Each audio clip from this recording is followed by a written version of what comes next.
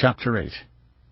At dawn of the 1st of Muharram, once the rebels seized the mosque, Juhayman concentrated on the military side of the operation. He made sure that the gates were all locked and that his snipers controlled all approaches to the holiest shrine. Someone else was to deliver the Uprising's manifesto and to explain these historic events to the world of Islam. After grabbing the Imam's microphone, Juhayman yielded it to the supposed Mahdi's older brother, Saeed, whose smooth classical Arabic testified to rigorous Islamic instruction. With his pitched cadences and melodic intonations, Saeed sounded like a learned cleric, a voice of authority that immediately instilled respect. "The wicked ways of the house of Saad," the silver-tongued Saeed told believers as he stood shoulder to shoulder with Juhayman, were a clear sign to believers that the world was coming to an end, and that Islam's final triumph over unbelief was arriving. Prince Fawaz, the king's liberal brother and the governor of Mecca, was chosen for special opprobrium for his supposed debauchery. Corruption brought by television, the pollution of minds caused by Westerners, and the employment of women sullied Islamic purity in the cradle of the only true faith. And what about the new pagan scourge of soccer that, with government complicity, steered the faithful away from Islam? The kingdom's rulers, pawns of the infidels, were unworthy of true believers' respect. The oath of bay'ah that Saudi subjects had given to their king was no longer valid because the royal family demonstrably failed to uphold the laws of Islam. But luckily, relief was at hand. Citing in detail the relevant hadith, Saeed outlined Juhayman's theory about the Mahdi redeeming the world of Islam. After rattling off divine signs, such as the name Muhammad Abdullah and the red birthmark on the cheek, he paused for effect and made the dramatic announcement. "The good man is here with us, and he will bring justice to earth after it had been filled with injustice. If anyone doubts, come here to check. We are all your brothers." Once this introduction was made, Muhammad Abdullah approached the center of the Grand Mosque's courtyard through a broad passage that militants had made for him in the crowd. A red checkered headdress, worn loosely over his head, flapped in the wind. He was even paler than usual, but otherwise showed little emotion. Some of the worshippers gasped at the youth of the man afforded such deference. Holding a submachine gun in his hand, Muhammad Abdullah joined Juhayman at the precise spot that had been described by the prophecies, in the shade of the Kaaba, between the graves of Ishmael and Hagar, and a boulder with the impression of Ibrahim's feet. "In the name of Allah, most gracious, most merciful, here is the awaited Mahdi," Juhayman cried. "Pay allegiance to brother Muhammad Abdullah al-Qureshi," he went on, calling the poet's student by a name that, as everyone here knew, was also the one of Prophet Muhammad himself. One after another, Juhayman's gunmen knelt down to kiss Muhammad Abdullah's hand and offer the oath of bay'ah, uttering the same words with which early Muslims had pledged their loyalty to Prophet Muhammad. "We will obey you in weal and woe, in ease and hardship and evil circumstances, except in what would disobey God." Clasping their hands, the hostages followed suit, making the same promise. As the pledging went on, the Mahdi's brother Saeed sounded almost apologetic. "We have nowhere else to go except the Grand Mosque," he explained through the shrine's public address system. "All we ask people to do is to return to the ways of the Holy Quran and the Sunnah, even though this is against what the government and the ulema are telling you." By the end of the hour, some of the worshippers seemed to be genuinely convinced. One Yemeni man ran to the supposed Mahdi, screaming that he too had seen him in his dreams. Others were too frightened to speak up. Having pledged the bay'ah, senior conspirators ferried crates full of rifles to the center of the enclosure, distributing them to ordinary militants and then to those pilgrims who had decided to join the uprising. "The army will besiege the Mahdi as he will be in the Grand Mosque," Saeed recounted from yet another hadith. "And that army is from the sons of Muhammad, made up not of Jews or Christians, but of Muslims." In addition to weaponry, stacks of Kuwaiti printed brochures with Juhayman's writings were passed to the crowd. At this point, some confused worshippers, aware of Khomeini's desire to export the Islamic Revolution to Saudi Arabia, shouted questions at Muhammad Abdullah. Was his uprising, they wanted to know, inspired by Iran? Scowling with scorn, the anointed Mahdi answered with a single emphatic no before walking away. Fellow gunmen hastened to explain that the heretical Shiites of Iran, not being true Muslims, could have no connection with this epochal event. With the Bay'ah oath formally switching the allegiance of Saudi worshippers from the royal family to the Mahdi, Juhayman's gunmen began confiscating Saudi identity cards among the crowd and tearing them in half, shoving and insulting their owners. The Saudi state was illegitimate, and these documents were a sign of loyalty to Satan, the gunmen yelled. Fearful, many pilgrims rushed to destroy their IDs, littering the courtyard's marble floor with a confetti of embossed paper and torn photographs. Juhayman's supporters also grew enraged at the sight of worry beads, favored by many Meccans, but condemned in strict Wahhabi Islam as an alien innovation. Whenever one of the gunmen came nearby, unlucky possessors of these worry beads quickly dropped them on the ground. In what seemed like a bad omen, Juhayman's men sustained their first casualty in these first moments of the takeover. An unlucky warning shot ricocheted off a column and killed on the spot Mansur al-Qahtani, the supposed Mahdi's father-in-law. Recovering his sang-froid after being shoved away by Juhayman, the mosque's imam, Sheikh Mohammed ibn Subayl, managed to throw off his distinctive beige cloak and vanish into the mass of pilgrims amid the initial disarray. Running for his life, the 55-year-old imam then headed to his quarters above the Fatah Gate. The office, up a narrow staircase, had windows on both sides of the mosque's main circular body, overlooking the inner courtyard dominated by the Kaaba and the streets of Mecca outside. The cleric, who also served as deputy chairman of the Saudi religious body in charge of running Islam's two holy shrines in Mecca and Medina, picked up the phone and dialed his superior, Sheikh Nasser ibn Rashid. After narrating the morning's incredible events, Ibn Subayl looked out the window again and noticed that additional conspirators were entering the Grand Mosque through a passageway from the street below, in one case even driving a vehicle indoors. Having informed authorities, Ibn Subayl returned downstairs and, trying his best to remain unnoticed, strode to an office of the Grand Mosque police force. The station was located near the King Abdulaziz Gate, inside the compound, and the officer in charge had already reached a delirious state. "Have you called your commanders?" Ibn Subayl asked. "We were told that the Mahdi has come," the agitated officer replied. Shaken by the killing of two of his men earlier, he appeared to believe that the end of the world was already occurring. Ibn Subayl did his best to disabuse the officer of that notion. The Grand Mosque's usurpers were familiar to the cleric, as was the missionary movement unleashed by Bin Baz. He even recalled cautioning the parents of some of the youngsters under Juhayman's spell. All in all, Ibn Subayl thought, these wild, gun-toting men didn't look like the kind of folk who'd produce the genuine Redeemer described in the holy books of Islam. The officer in charge promised to act, though it was clear he wasn't itching for a fight. To make sure that his rank was not discovered by the rebels, he had already taken off and concealed the upper part of his uniform. With the Grand Mosque's gates remaining shut, a large crowd of worshippers who wanted to enter for prayers now formed around the shrine. One of them was a 14-year-old student in the Grand Mosque's madrasa, who will be called Samir in this book. Two of his older brothers were senior members of Juhayman's movement, and Samir himself had already met the great man. His heart had beat so strongly during that encounter that he felt his chest was about to burst apart. Samir, whose brothers kept him in the dark about preparations for the Grand Mosque attack, had heard through the Mecca grapevine that the Mahdi should appear after the Hajj. He had made sure to spend the first few days after the pilgrimage's end in the mosque, and was deeply disappointed that nothing happened at the time. Now, 2 weeks later, he instantly understood what was going on as he heard loudspeakers broadcast the opening words of Sayyid's Bay'ah sermon.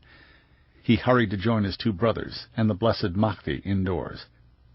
There was still virtually no police or army presence on the streets around the mosque, and so Samir circled the compound from one closed gate to another until he hit the doorless Bin Laden Company accessway under the Fatah Gate.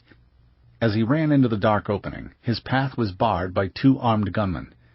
They recognized Samir from meetings hosted by his brothers in the family home and warmly embraced the teenager.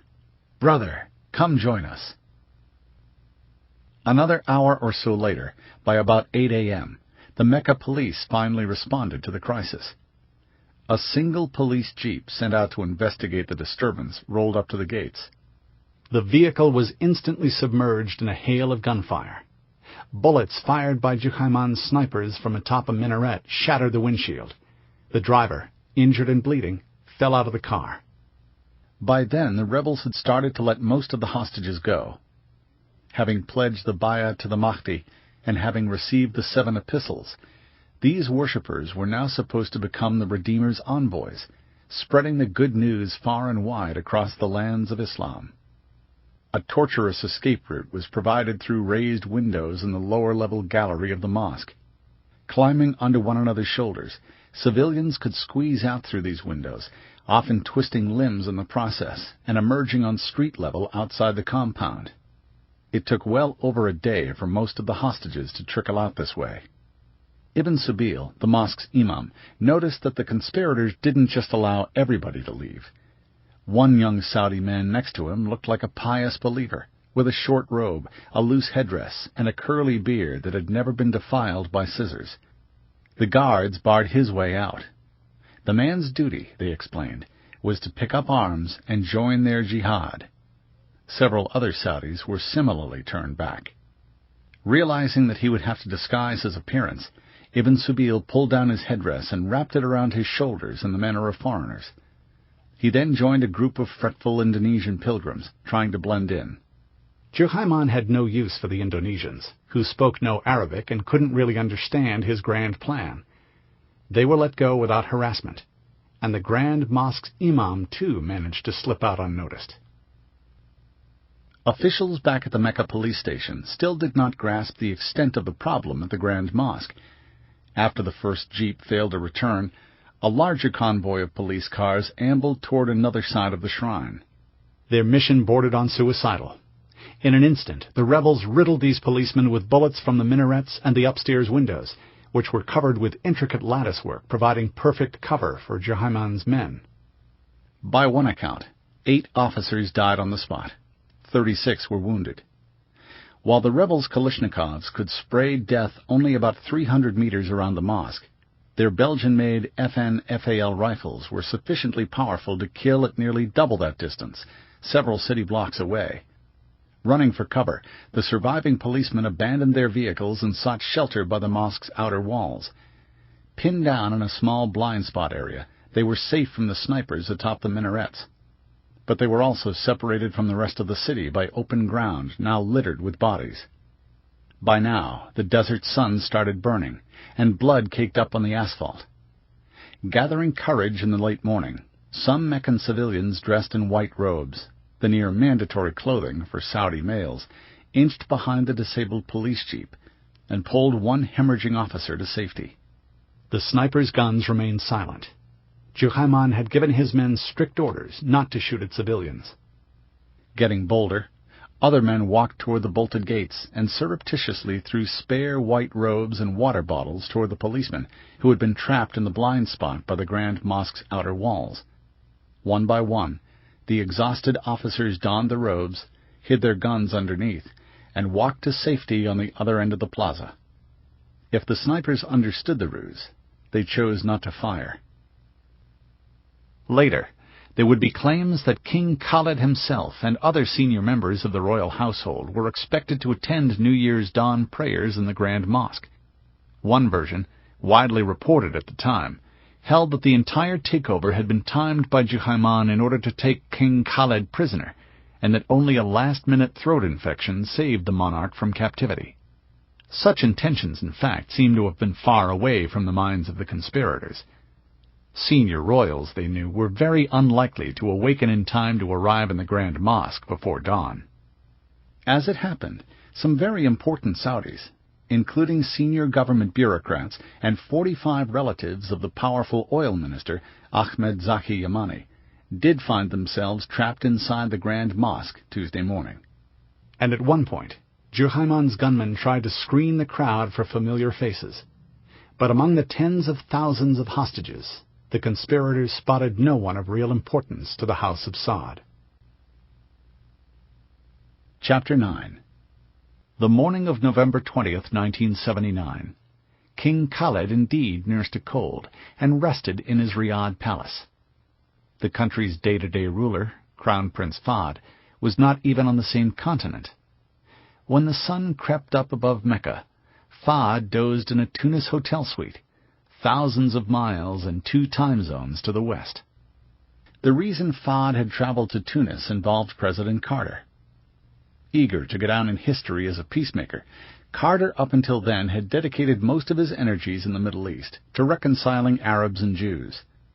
In March 1979, following days of personal mediation by Carter at Camp David, Israel and Egypt finally signed a peace treaty, the first between Israel and an Arab country since the Jewish state's establishment 3 decades earlier. In exchange for recognition by Egypt, Israel agreed to surrender the vast Sinai Peninsula that it had seized in 1967. But the deal offered no tangible concessions for the Palestinians, whose fate had prompted Arab countries to go to war against Israel in the first place. Early in the negotiating process, Saudi Arabia had indicated to U.S. officials that it would support the peace agreement. But with Khomeini's revolutionary fervor inflaming anti-American sentiments in the region, the Saudi royals no longer felt it was safe to do Washington's bidding. The abandonment of the Shah had shown that Carter's America could not be relied upon to protect its allies. So, yielding to pressure from Yasser Arafat's Palestinian Liberation Organization and its hard-line Arab supporters, Riyadh joined a pan-Arab boycott of Egypt. Diplomatic ties with Cairo were ruptured, and the Cairo-based Arab League, having expelled the Egyptians, now moved to new quarters in Tunisia. On the night of the Islamic New Year, 14 Arab heads of state and countless lesser officials gathered in Tunis for the Arab League's annual summit to discuss the thorny problem of Egypt, the unfolding civil war in Lebanon, and the hardening Arab attitudes to America. At the summit, in Tunis's ritzy Hilton Hotel, Crown Prince Fahd was to play a crucial role. In tandem with Iraq's new president, Saddam Hussein, another voice of relative moderation in the region, the Saudi royal had to deflect Iranian-inspired pressure to punish America and the West with a resurrected Arab oil embargo. That pressure was ratcheted up by the arrival in Tunis of an uninvited Iranian delegation, headed, to the astonishment of the Saudis and the Iraqis, by none other than Ayatollah Hadi al-Modarresi, an Iraqi-born Shiite cleric who, after fleeing religious repression in his homeland, had been busy fomenting unrest among Shiites in other Arab Gulf states. Farsi-speaking Iran is not an Arab country and does not belong to the Arab League. Nevertheless, acting on Khomeini's instructions, this Iranian team, abetted by Arafat and Syrian President Hafez al-Assad, attempted to gain access to the august proceedings in the Hilton Hotel. The intruders were stopped just a few yards away by Tunisian guards who, despite their operetta-style helmets topped by white ostrich feathers, could be ruthlessly efficient when necessary. In Riyadh, the ailing King Khaled first learned the morning's terrible news from Sheikh Nasser ibn Rashid, the senior cleric in charge of the 2 holy shrines in Mecca and Medina. A devout Wahhabi who shared Juhayman's repulsion for graven images to such an extent that he always refused to be photographed, Ibn Rashid had personally checked out the Grand Mosque the previous night and found nothing unusual. Then, at about 6 a.m. Tuesday, he received his first frantic call from the Imam Ibn Subayl. There was no doubt in Ibn Rashid's mind that the matter was of utmost gravity. As Ibn Subayl relayed news from the mosque, frequent gunfire could be heard in the background. Because of his seniority among the ulema, Ibn Rashid enjoyed direct access to King Khaled. So after hanging up with the imam, he rushed to dial the king's palace in Riyadh. "It's an emergency," he insisted to the courtiers. "His Majesty must be put on the line right away." But His Majesty was resting and could not be disturbed, the courtiers tried to object. Ibn Rashid didn't give up, explaining the perils to which the Islamic sanctities had just succumbed. Minutes later, a groggy monarch picked up the receiver and listened to the shocking report. Jolted awake, he instructed the cleric to wander the streets and see for himself what exactly had just transpired. He also asked Ibn Rashid to try to locate the chief of Mecca's police. The closest Ibn Rashid dared to approach the Grand Mosque was a barber shop near the Jihad hospital, just south of the shrine. There he was briefed by a gaggle of excited onlookers. Spotting the police chief in the crowd, Ibn Rashid rushed to tell the officer to get in touch with the king. Then, since there was no way to call the royal palace from the barber shop, Ibn Rashid hurried back to his office. From then on, King Khalid demanded that Ibn Rashid keep him informed of every development. The cleric ended up phoning the royal palace on some 30 occasions in the course of 1 hour. Luckily, he had 2 phone lines in his office, so he could use one to receive updates while keeping the other for communications with His Royal Majesty. It occurred to Ibn Rashid in these hectic moments that the Prophet's mosque in Medina, the second holiest site of Islam, might be attacked by the same mysterious rebels now usurping the Kaaba. He phoned his representative in Medina, who in turn immediately informed the governor there, Prince Abdul Muhsin. On the prince's orders, the Prophet's mosque was cordoned off by armed police and its golden gates shut. Pondering how to react, King Khalid had to make do without the 2 most senior members of the ruling household. Not just Crown Prince Fahd, the day-to-day ruler, was stuck in North Africa. The next in line to the throne, Prince Abdullah, commander of the all-important National Guard, was enjoying a holiday in Morocco. Even Prince Turki al-Faisal, the young head of the General Intelligence Directorate, GID, was unavailable. He had gone to Tunis with Fahd. The task of restoring the Grand Mosque to al-Saud's sovereignty fell to Fahd's 2 full brothers, the Interior Minister, Prince Naif, and the Defense Minister, Prince Sultan. Roused from bed by a succession of increasingly nervous reports, they dropped everything and raced to Mecca, arriving in the Grand Mosque's vicinity by about 9 a.m. Joining them was a half-brother, Mecca's governor, Prince Fawaz. Finally getting their act together, Saudi police and security forces started taking up positions on Mecca rooftops and in the streets nearby, even though, amazingly, nobody had thought of stopping the traffic that still flowed right outside the Grand Mosque's perimeter. In the late morning, the first reinforcements began to arrive from Riyadh. A couple of companies from the recently established Special Security Force, a unit of Prince Naif's Interior Ministry, flew to Jeddah and then drove to Mecca. Leading these men was Major Muhammad Zuwaid al-Nafai, a career army officer and a native of the Holy City who, as it happened, belonged to the same Uteybi tribe as Juhayman. Truckloads of men from the National Guard and the Saudi Army also began rolling in. These new forces started out by establishing a security cordon around the Grand Mosque, stopping traffic in the area and erecting checkpoints in the neighboring streets. The rebels could no longer count on supplies or reinforcements from the outside. The battle lines were drawn. Chapter 10. Driving straight toward these newly established checkpoints was Brigadier General Falah al-Tahiri, commander of the Saudi Army's King Abdulaziz Armored Brigade. Tahiri was in a good mood. He looked forward to the day's celebrations, and he planned to pray in the Grand Mosque at noon after a festive meal with his numerous Meccan relatives. Dressed in civilian clothes, Tahiri passed the familiar streets where everything looked normal.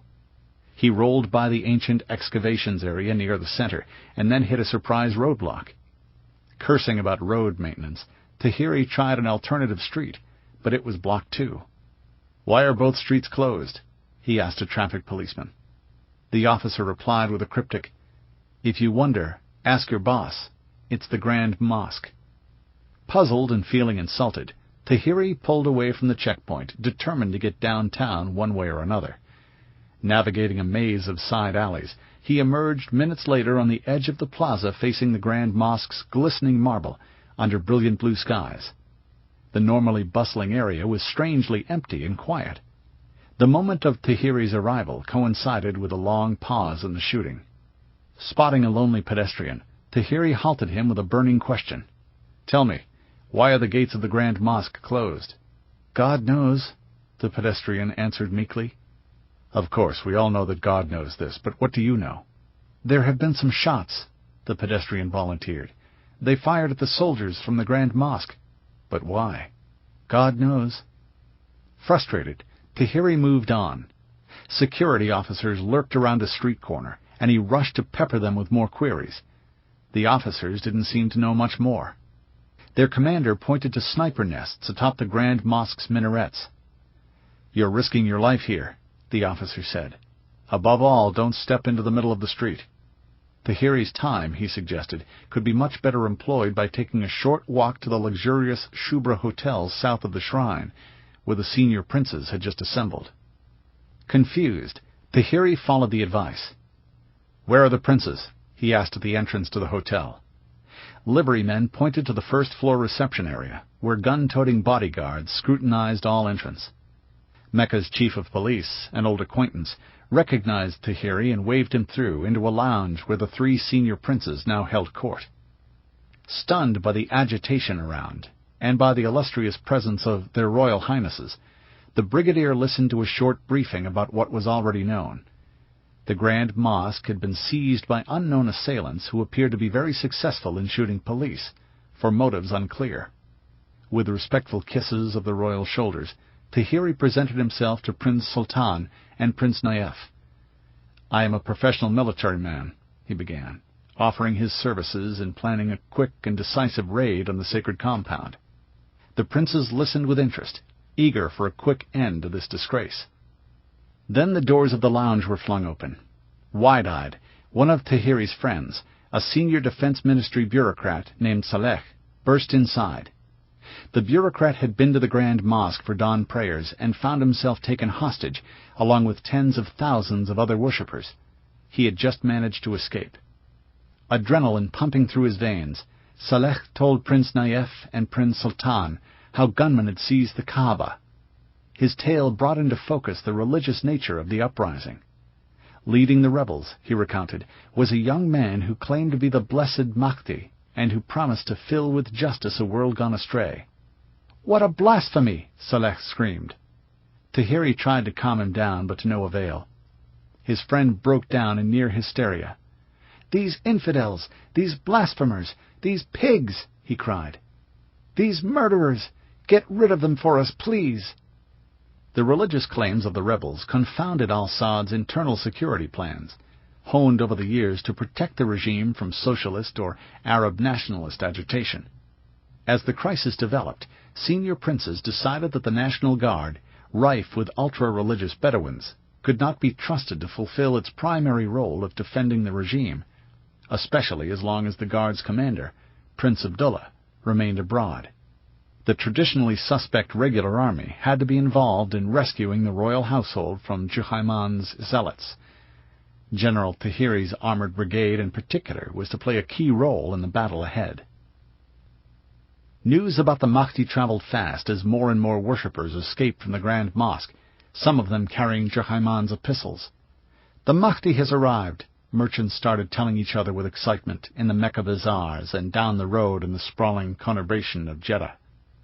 Visiting a government office in Jeddah that morning was Semi Angawi, an architect who, as a leading scholar of pilgrimage to the Grand Mosque, headed the Hajj Research Center of King Abdulaziz University.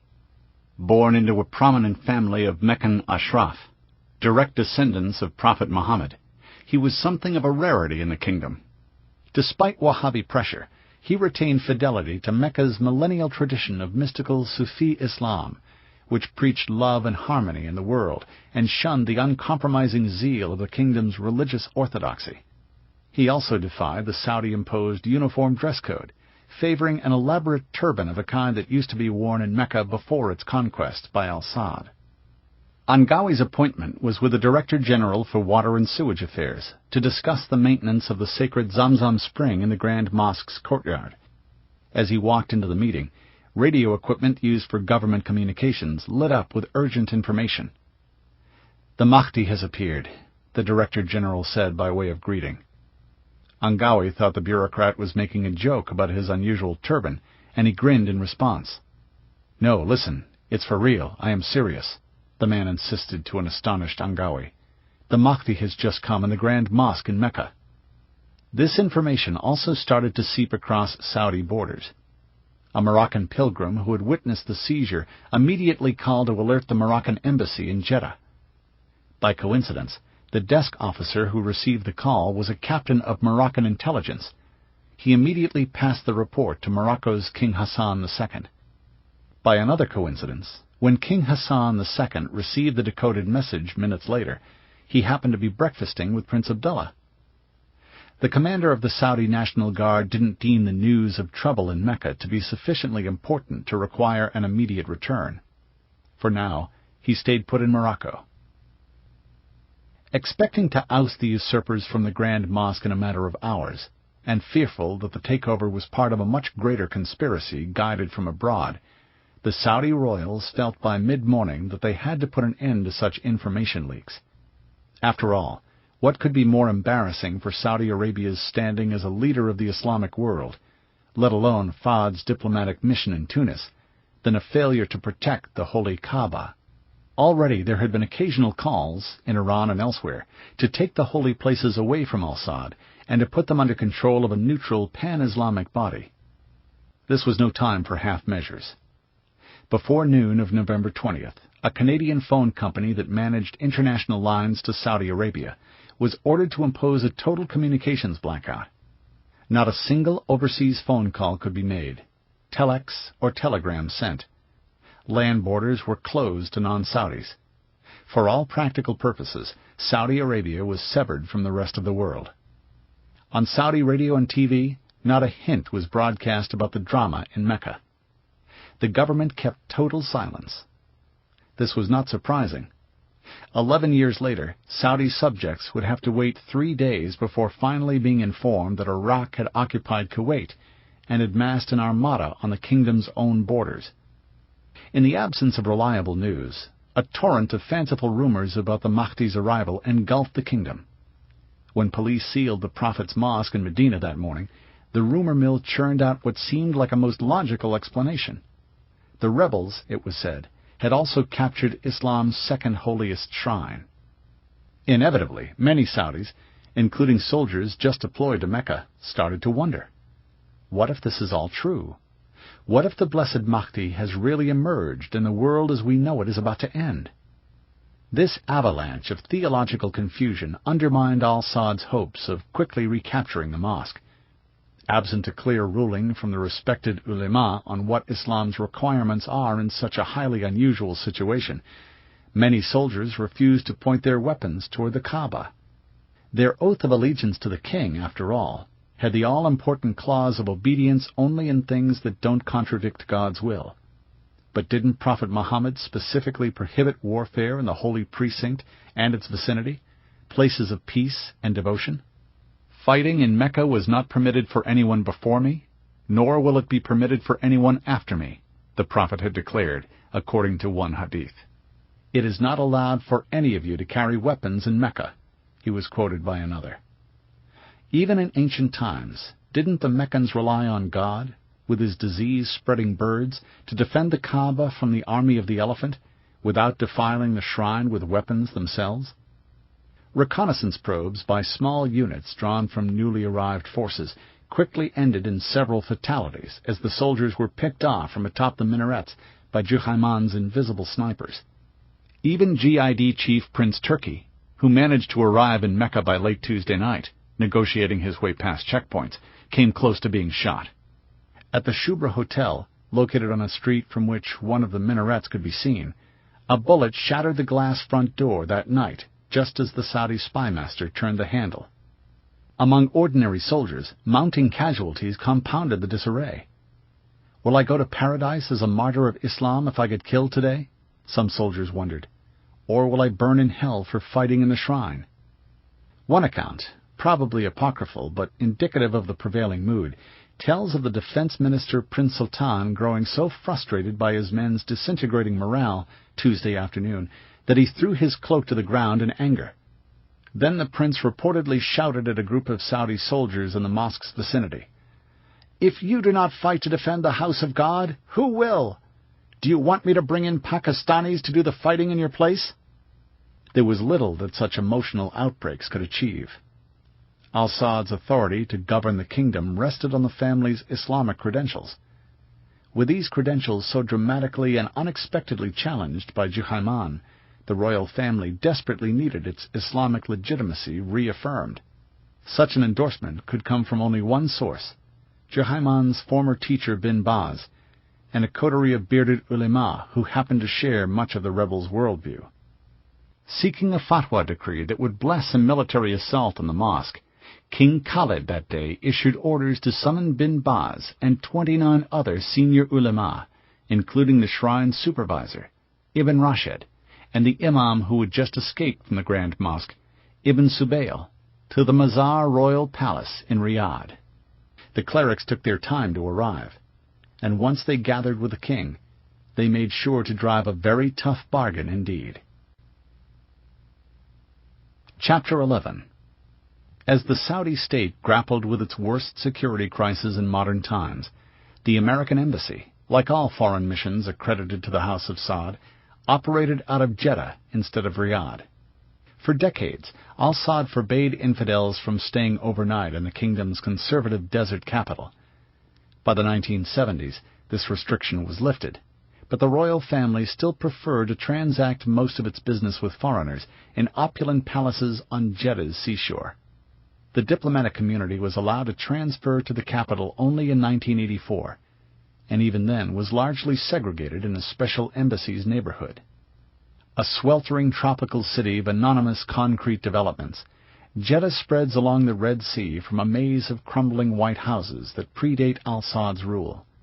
Competing with each other in the elegance of their wooden latticework balconies, these mansions are made from coral that remains abundant in local waters. Their sophisticated decorations testify to the city's glorious history as a cosmopolitan crossroads. It is in Jeddah's seaport, and now airport, that most Muslim pilgrims disembark before making the journey to the sanctities of Mecca, and it is through Jeddah that they usually return after the Hajj. The drive across a lunar landscape of black rocks protruding from fine yellow sand, and through a checkpoint where the road ahead is marked with a large "Muslims Only" sign, takes about an hour. For Ambassador West and other Americans based in Jeddah, the morning of November 20th, 1979 started calmly.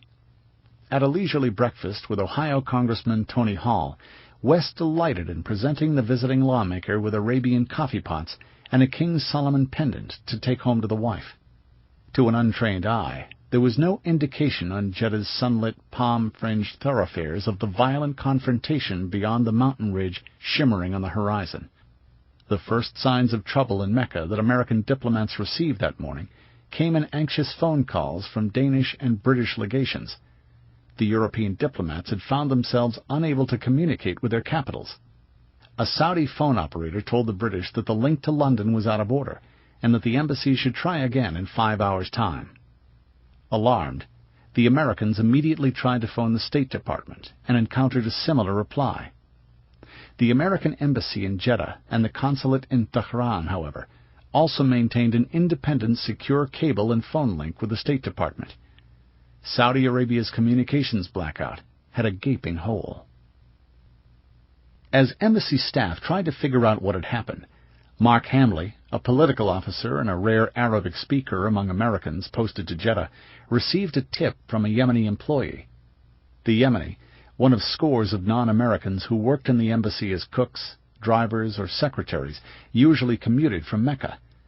As he had left for work, the man told Hamley he had heard shooting from the area of the Grand Mosque. He did not know the exact reason.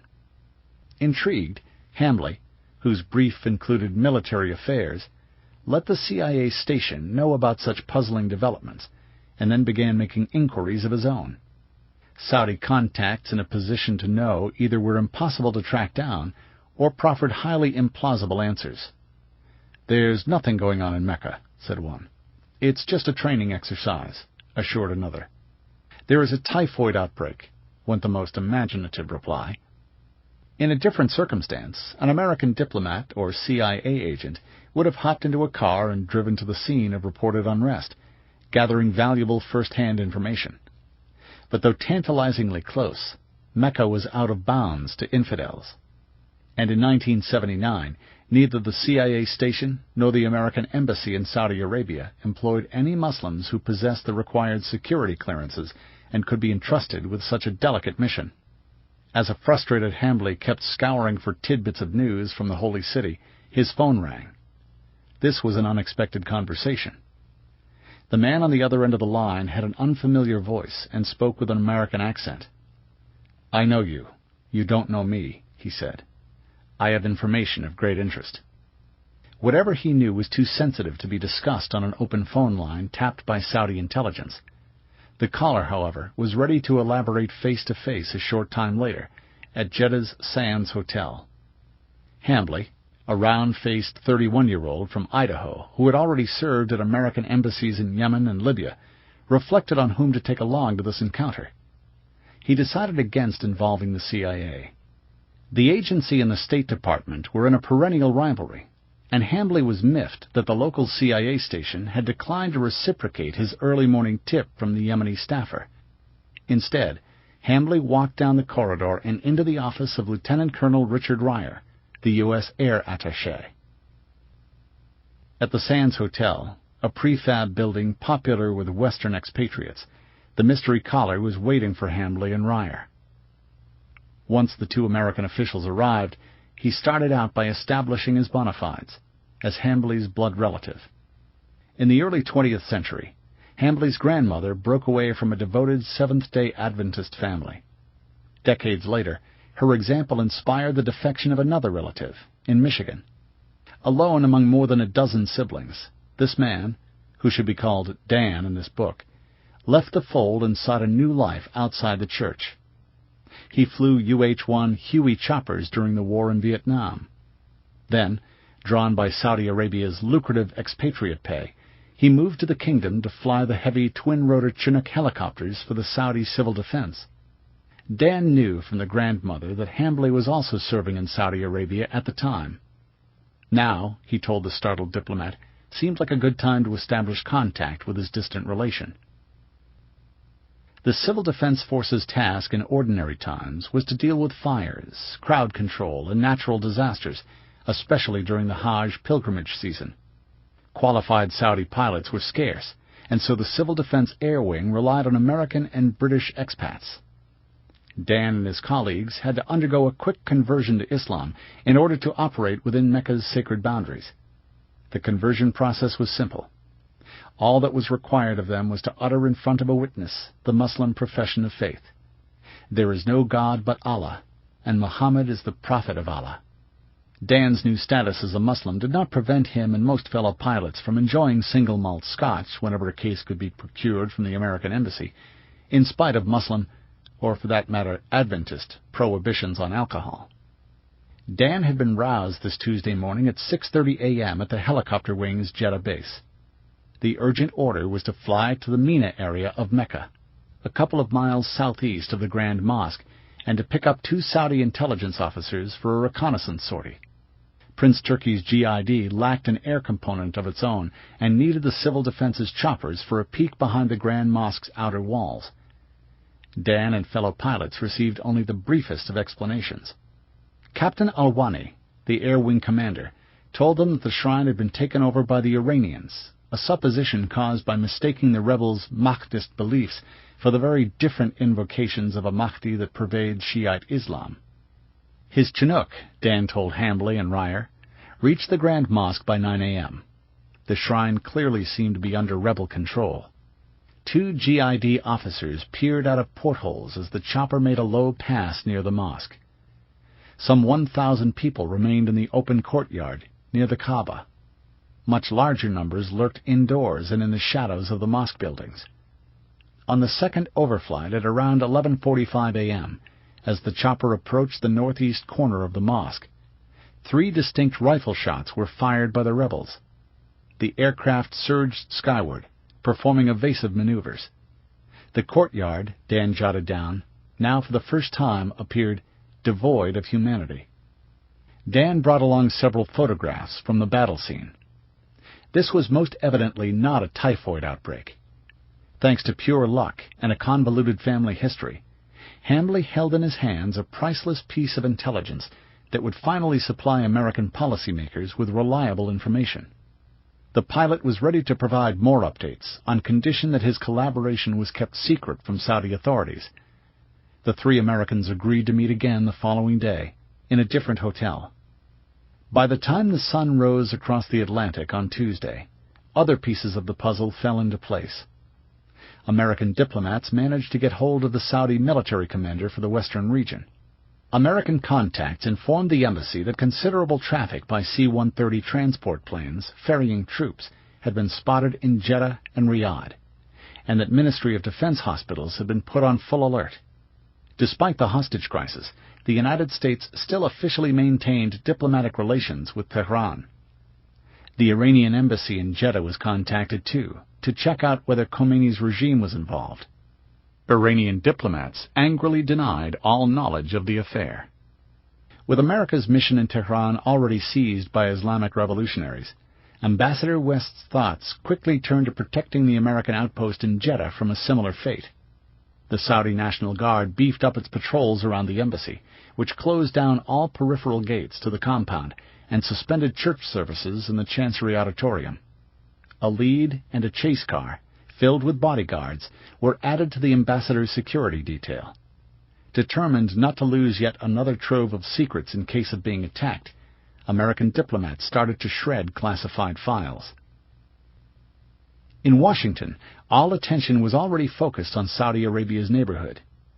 Gathering in the White House at 4 p.m. Eastern Time, late at night Saudi time, was a special meeting with the National Security Council dedicated to the escalating hostage standoff with Iran.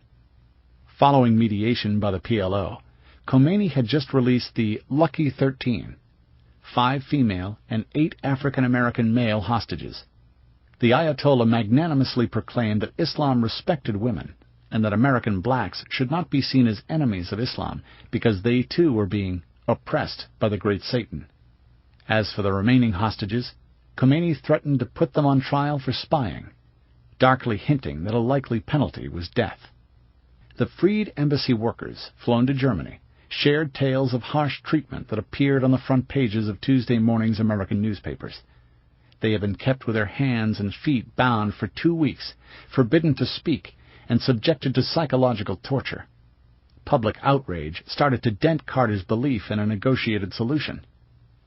The reason the National Security Council convened, 2 days ahead of Thanksgiving, was to explore ways of using American military might in the region.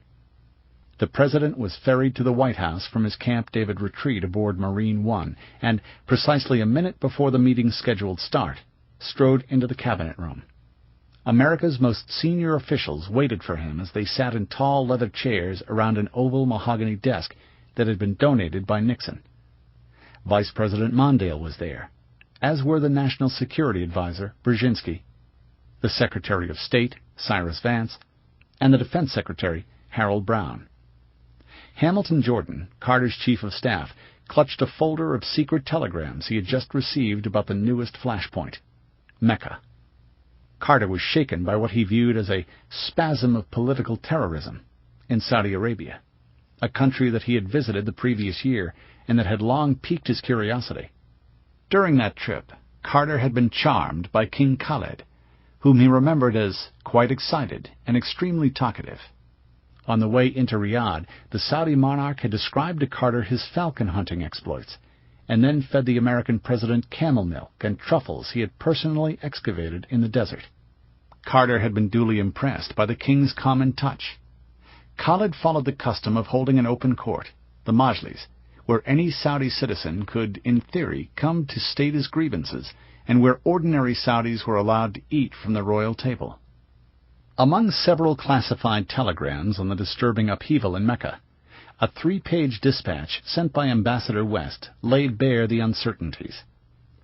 Embassy is continuing to receive information, some of it conflicting, concerning occupation of the Grand Mosque in Mecca. It is still not known for certain who is occupying the mosque, although it appears that they are very well armed, West wrote, citing testimony by the American chopper pilot. We have received reports indicating occupiers could be Iranian or Yemeni, although some reports from Saudi sources state occupiers are Saudi tribesmen supporting some as yet unidentified group of Islamic fundamentalists. This careful, hedged dispatch was superseded by a Defense Intelligence Agency notice issued 5 hours after West's telegram, and just 2 minutes before the National Security Council's meeting began. The attack on the holiest place of Islam, the Pentagon Spy Service explained categorically, had been perpetrated by a group believed to be Iranian. The world of Islam is now entering the month of Muharram, a period of great religious fervor among the Shiites. It is therefore quite likely members of the group holding the mosque are fanatic followers of Ayatollah Khomeini, the DIA said. A separate telegram by Ralph Lindstrom, the American Consul General in Tehran, in the predominantly Shiite eastern province, appeared to back up the suggestion of Khomeini's involvement, citing the Aramco oil company. The news from Mecca, Lindstrom cabled, may be related to information we have just obtained from reliable company sources re recent Iranian attempts to agitate Saudi Shiites. Saudi authorities that year experienced unusual difficulty in keeping tabs on Iranians who had entered for the Hajj, the consul warned. Iranian pilgrim buses that headed for Mecca routinely arrived with only half the passengers who had crossed into Saudi Arabia at the border. The missing pilgrims turned out to be Arabic-speaking mullahs deployed by Khomeini as agitators, he wrote. With the lives of American hostages in Tehran on the line, and Khomeini looming large as Washington's public enemy number one, it was only natural that the mayhem in Mecca that day was seen by participants at the White House meeting as yet another Iranian provocation. In line with the DIA explanation, the working assumption became that the zealots in the Grand Mosque were Iranians or Iranian-inspired Shiites. To keep Iran's ambitions in check as Mecca became a war zone, the Pentagon proposed at the White House meeting that afternoon to send to the Persian Gulf USS Kitty Hawk, a nuclear carrier with 85 aircraft aboard, accompanied by 5 ships that included a guided missile cruiser. USS Kitty Hawk was to join another battle carrier group led by USS Midway, and already in the Arabian Sea. Such a huge American presence, Defense Secretary Brown reckoned, would make vulnerable nations like Saudi Arabia feel more secure from Khomeini's Shiite subversion. Secretary Vance tried to oppose this deployment, arguing that sending USS Kitty Hawk to the Gulf would inflame Muslim sentiments and undermine chances of a peaceful solution for the hostage crisis. Carter, who usually sided with Vance's dovish instincts, this time felt compelled to start playing hardball. By late afternoon, the battle group was ordered to start sailing from Subic Bay in the Philippines. Briefing reporters on the decision, the State Department spokesman Harding Carter III casually dropped the bombshell about some kind of disturbance that had occurred in Islam's holiest shrine. There has apparently been kind of a seizure of a mosque by a group, he said. To the Saudis' lasting fury, their information blackout on the Mecca uprising was broken, most embarrassingly, by the American government, and without prior warning. In the Middle East, it was already the dead of night. Public outrage wouldn't begin until the morning. Though acknowledging the sketchiness of available information, Carter administration officials who spoke to the media sounded certain about the identity of the perpetrators. Mecca mosque seized by gunmen believed to be from Iran, blared a front-page headline in the next morning's New York Times. The article cited an American official who explained that the militants in Mecca were responding to Khomeini's call for a general uprising by fundamentalist Muslims. America's Western allies embraced the same viewpoint. The British ambassador to Jeddah, Sir James Craig, reported that Tuesday in a confidential telegram to the Foreign and Commonwealth Office, "It is widely rumored in Jeddah that a group of Iranians stormed and occupied the Great Mosque in Mecca." In Israel, the Foreign Ministry, citing local Saudi watchers, also suggested that Khomeini's regime was involved, and that the Mecca bloodshed did not signal internal unrest. This theory fit nicely with a new paradigm that began to take hold, and that would dominate Western thinking about Islam for decades, with disastrous consequences. Shiites, because of Khomeini's appeal to this minority sect of Islam, were now deemed to be America's and the West's natural enemies. Majority Sunnis, including Wahhabi zealots, were by default seen as benign, if not outright friends. After Tuesday afternoon's meeting in the White House, President Carter returned from Washington to Camp David. A cinema fan, he watched after dinner with the First Lady a movie called Bloodline, an international thriller that starred Audrey Hepburn. it wasn't all gloom and doom. The depressing news from the Middle East, so far, had come with a silver lining. Despite the humiliation in Tehran, nobody was spilling American blood. Because of the Mecca events, this would change very soon. Chapter 12. As the news of Mecca unrest broke in Washington, many among the 30 senior Saudi ulama finally assembled in King Khalid's Mazar Palace. Rounding them up had been an arduous process. Several had to be transported to Riyadh on special flights from other parts of the kingdom. Not all could attend. The one member of the Ulama Council with the most direct involvement in the day's events, the Grand Mosque Imam Ibn Subayl, was so traumatized by the upheaval that he stayed put in the holy city. Shuffling in their leather sandals and adjusting their drooping headdress, the ulama walked on maroon wall-to-wall carpeting and placed themselves on gold-laced armchairs, exchanging excited comments. Bin Baz, unable to see, had to be helped in by a respectful aide. King Khalid, after mandatory praises to the Lord, opened the meeting. He recounted how the rebels had bolted the gates of the mosque, demanded allegiance to a so-called Mahdi, and then fired on people inside and outside the shrine, killing innocent Muslims. Now, the king wanted to know, what should his soldiers be doing? Everyone was aware of the Islamic injunctions against combat in the house of God. What did the learned ulama suggest to preserve the sanctity of the holy place, where the depraved intruders had now stopped the regular prayers and halted the circumambulation of the Kaaba? Before debating the royal request, the clerics had to make a determination. Did the invaders' claim of being led by a Mahdi have any merit? Ibn Rashid, the sheikh who supervised the Grand Mosque's affairs and who had awoken King Khalid in the early morning, recalled that in previous years he had arrested several unbalanced people who had come to the shrine declaring themselves to be Mahdi. The man stirring up trouble in the holy precinct today, he believed, was most certainly an impostor. A real Mahdi, after all, would not be killing and terrorizing innocent worshippers. Summoning their memory of the Hadith, Ibn Rashid and the other ulama agreed that the preconditions of the true Mahdi's arrival, as spelled out by the prophecies, had not yet been fulfilled.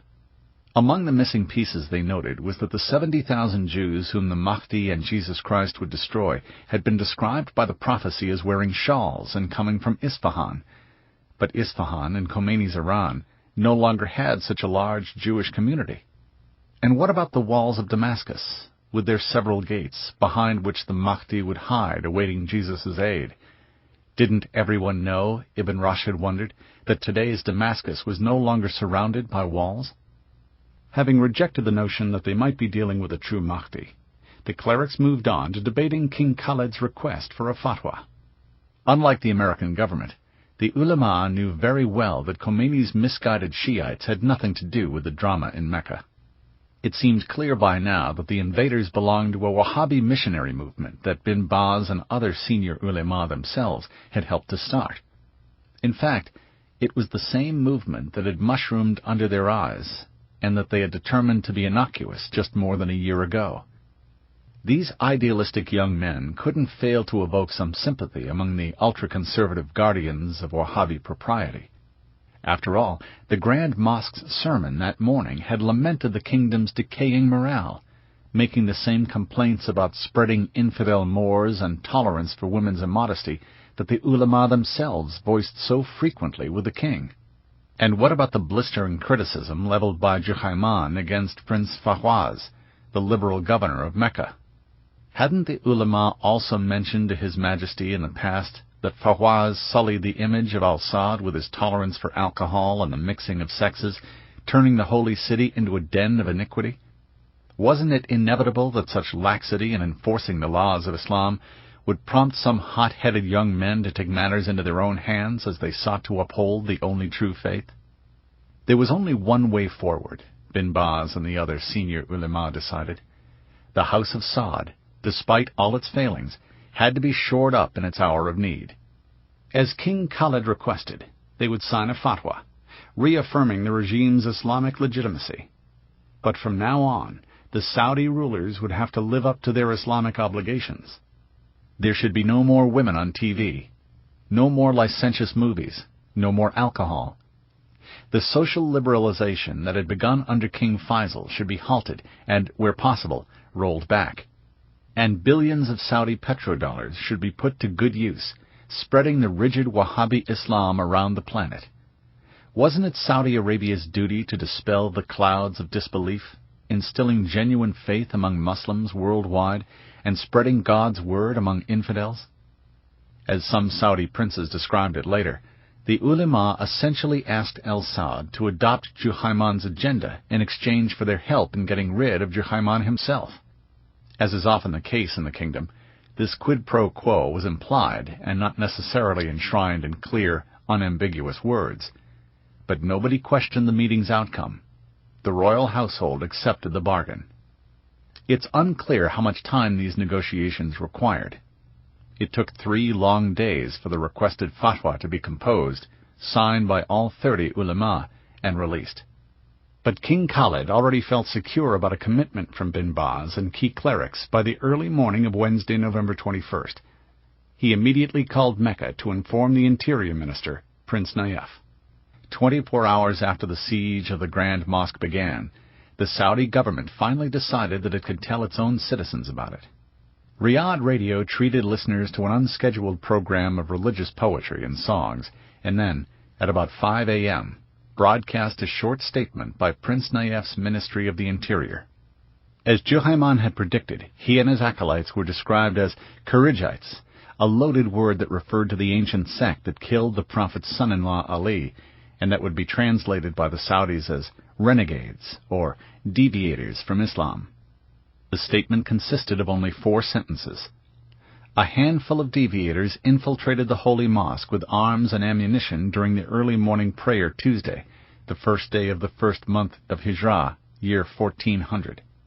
They presented someone to the worshippers in the mosque to perform morning prayers, pretending that he was the expected Mahdi, and urged them at gunpoint to recognize him as such, the document said. The authorities concerned took all necessary measures to control the situation after procuring a fatwa from the ulema to protect the lives of Muslims inside the mosque. The Ministry of the Interior will issue a subsequent statement on developments in the situation. The ulema themselves remained conspicuously silent. No word was heard directly from bin Baz or from other senior clerics. During the night, while the ulema conferred in Riyadh, Juhayman and his closest aides retreated to an underground area that became their headquarters. These basement-level galleries, the Kabu, were crammed with supplies. The rebels stocked up on the high-calorie staples of desert survival: dates, flatbread, and a filling dried yogurt paste known as ikut. The holy well of Zamzam provided more than enough drinking water for everyone. So far, everything had seemed to go well for the conspirators. They were encouraged by the ease of seizing the mosque and the tepid government reaction thereafter. Whatever qualms some may have had about Muhammad Abdullah's status as Mahdi had now disappeared. From the original tens of thousands of hostages, a sizable minority still remained in the mosque. Juhayman's conspirators rounded up scores of poor African pilgrims, men who often stayed behind in Mecca for the lowliest of jobs, and essentially turned them into slaves, tasked with carrying ammunition and water. One group of 120 Yemeni pilgrims, most of whom failed to understand the Mahdi speech and heard only gunshots during the sermon, was told to sit near the Kaaba and forbidden to move throughout Tuesday. Their pleas for water or food were ignored. Other basic needs were also difficult to satisfy. Public toilets for worshippers visiting the mosque were located outside the compound, in territory now under government control. A few rooms inside the mosque had to be converted into temporary latrines. The stench of urine quickly spread through the shrine's corridors. Even among those allowed to leave the compound, not all could handle the difficult escape route through the windows of the mosque's lower gallery. The old and the infirm had to remain once the main gates were chained shut. "All I can do is lie down," one exhausted 75-year-old Indian pilgrim, Mohammed Staj, told the militants as he refused to move. With power lines into the compound severed, the Grand Mosque, always bathed in bright light, was plunged into forbidding darkness on Tuesday night, becoming a giant black hole in the heart of the city. Soldiers could no longer see Juhayman's men, while the rebels enjoyed a perfect field of vision into the surrounding streets. Snipers positioned on top of the minarets continued to score regular hits on government soldiers who tried to observe the goings-on in the sacred compound from Imarat al-Ashraf, the tallest building near the mosque, which had now become the military's operational headquarters, and from other vantage points on nearby hillsides.